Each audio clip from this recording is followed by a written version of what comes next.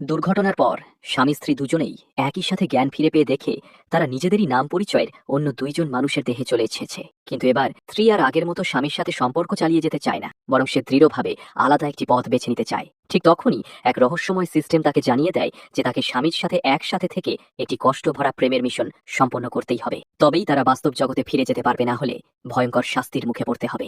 নিজেকে শুধু এক তুচ্ছ চরিত্র মনে করে যাকে আবারও স্বামীর হাতে ধ্বংস হতে হবে বুঝে সে সঙ্গে সঙ্গে ফাঁক খোঁজার সিদ্ধান্ত নেয়, আর নির্যাতনের লক্ষ্য নিজে না হয়ে স্বামীকে বানিয়ে দেয়। এবার আর আগের মতো নয়, সিস্টেমের সেই পুরুষ এভাবেই দেখছিল তার স্ত্রীকে অন্য এক পুরুষের সাথে চলে যেতে। স্বামীকে আরো কষ্ট দেওয়ার জন্য সে একটি পোস্ট করলো, যা শুধু তার স্বামীই দেখতে পাবে, যাতে তাকে এখানে টেনে আনা যায়। অন্যদিকে সেই পুরুষ যখন স্ত্রীর করা পোস্টটি দেখল, সে সঙ্গে সঙ্গে বুঝে গেল তারা একটি গল্পের ভেতরে এসে পড়েছে।